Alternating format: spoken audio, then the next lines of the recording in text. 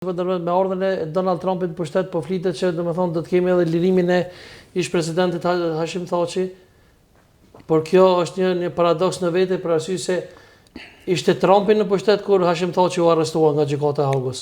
Mirë, Trumpi nuk kishte kontroll mbi gjykatën e Hagës, gjykatën e Hagës e kishte Kabala në kontroll dhe ishin të njëjtët gjyqtarë, Smithi që ka qenë kundër Thaçit, që ka pasur është vërtet dhe kundër Trumpit, dhe Trumpi nuk mund të ndikonte dot mbi ta.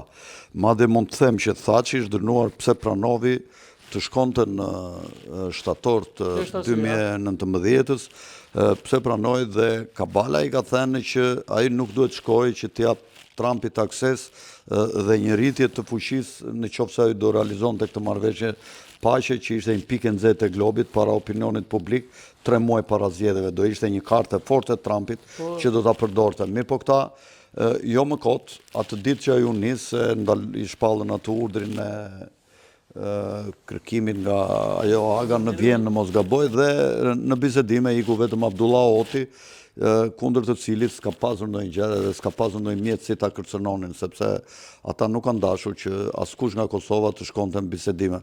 Edhe Vučićin Kabala uren sepse e tradhtoi Kabalën duke shkuar në bisedime, sepse këtë gjëja ka kërkuar Putini, i cili ishte dakord që të bisedoheshe dhe të krijoheshe një marrëveshje paqe nëpërmjet shkëmbimit territor. Pa do të kemi lirimin e presidentit Hashim Thaçi me tani më që është i njëjti njeri që unë e ka akuzuar dhe Hashim Thaçin edhe Donald Trump që është Jack Smith.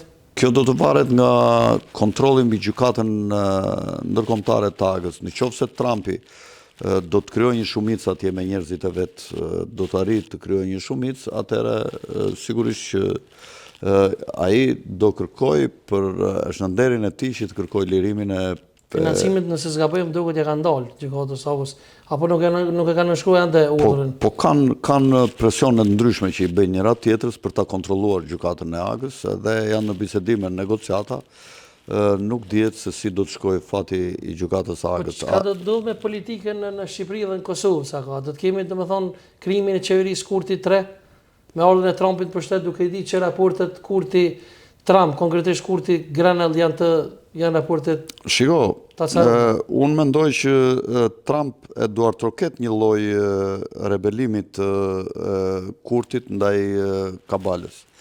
Sepse gjithë këto vite që Trumpi ka qenë në opozitë në Shtetet e Bashkuara, Albini ka treguar një lloj pavarësie ndaj kërkesave që i kanë bërë këta ndërkombëtarët, dhe ai ndoshta e shikon me simpati për këtë çështje, kurse Grenelli, për mendimin tim, është dritë shkurtër dhe e shikon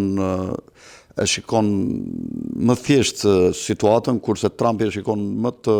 Pa ka ndikim Grenelli tek Trump? Shiko, Trump nuk pyet asnjë.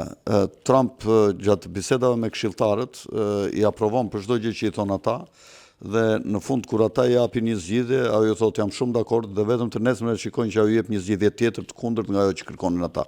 Pra Trumpi është i paparashikueshëm. Do kemi qeverinë Kurti 3 si mos e cako? Shiko, këta të Evropës do përpiqen ta ndalojnë Albinin, sepse e dinë që Albini nuk bindet për çdo gjë dhe nuk e duan, nuk e shikojnë me dashamirësi. Por them që do të ketë një ndryshim të sjelljes nga Michael Rubio mbi Albin Kurtin dhe do ta shikojë si partner në Kosovë, dhe unë mendoj që ambasada amerikane, tash që u caktua dhe një shqiptar aty, mos gaboj, me origjinë nga Kosova apo jo, si ambasador, do të ndikojë për afrimin e Albinit me Trumpin, por ky do të jetë një afrim i vështirë për shkak se Trump është shumë pranë Putinit. Pra, po do të ketë marrëdhënie shumë fleksibil. Afrimi i Trumpit me Putinin do të ndikojë negativisht në marrëdhënien Kosovë-Serbia, do të kemi një... Nuk e besoj, sepse toka e Kosovës është një tokë kryesisht amerikane, pasi Shtetet e Bashkuara me borxh kanë paguar $45 miliard gjatë kohës së luftës, dhe ai territor tashmë shikohet si një territor amerikan brenda Evropës. Do mund të them që Pa do të kemi insistimin e Trumpit Kosova mund të jetë i vetmi vend që sido që të ndahet Evropa me Amerikën, se mund të hyjë në luftë Evropa me Amerikën. Evropa mendon të armatoset të 2 vjet dhe të sulmoj Rusinë. Trumpi nga ana tjetër mendon që në një moment të tillë të përshtatshëm të sulmoj Kanadan dhe Groenlandën. Groenlandën është duke e marrë shumë shpejt. Pra do hyrë në luftë me familjen mbretërore daneze. Mirëpo Danimarka, sot gjithë vendet e Evropës janë shumë të bashkuara kundër Amerikës, nga globalistët janë në unitet dhe këta të gjithë të bashkuar do reagojnë kundër Shtetet e Bashkuara dhe s'është çudi që më vonë të ketë dhe një luftë midis Evropës dhe Shtetet e Bashkuara. Pra do të kemi qeverin Kurti 3, sipas teja? Dhe në qoftë se do arrit të bëj mbi 60 mandate, që mund të shkojë 61 me gjithë Fatmir Limajn, me vështirësi të mëdha, në qoftë se do të realizohet kjo dhe s'do kem presion e këta 10 përfaqësuesit e këtyre grupeve të vogla jo serbe që janë në Shqipëri, në Kosovë, më fal,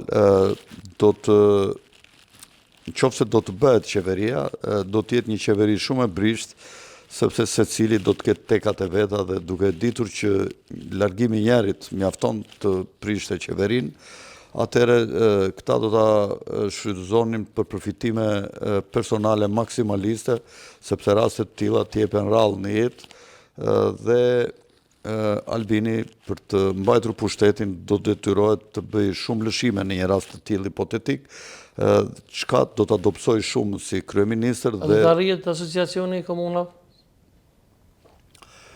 në shkrimin e tij me ordrin e Trumpit?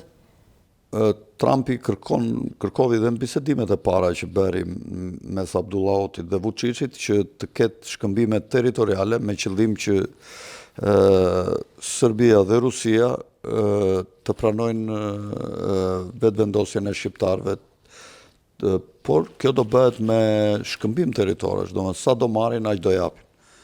Në qoftë se bëhet fjalë për 1000-1100 km2 në ato 3 komunat e Veriut, po aq do japë në zonën në luginën e Preshevës, Medvegjë, Preshev dhe rrethinat e Bujanovcit. Dhe njëkohësisht shqiptarët do të kontrollojnë edhe një prej segmenteve të autostradës që lidh Beogradin Nishin dhe Greqinë në atë territor. Dhe kjo do të jetë një gjë pozitive. Nëse nuk vjen realisht, edhe hipotetikisht nëse nuk vjen Albin Kurti në pushtet, kush sipas jush është më afër ta marrë pushtetin apo ta themeloj qeverinë Kosovë? LDK apo DK? Po, kushtetuta e Kosovës një edhe vendin e dytë, por problemi është që nuk ka lënë afate që vendi i parë të ketë afate për të krijuar qeverinë dhe pastaj ta marrë vendi i dytë. Dhe me këtë fakt Albini po luan edhe po punon ngadalë, sepse qeverinë në fakt e kontrollon ai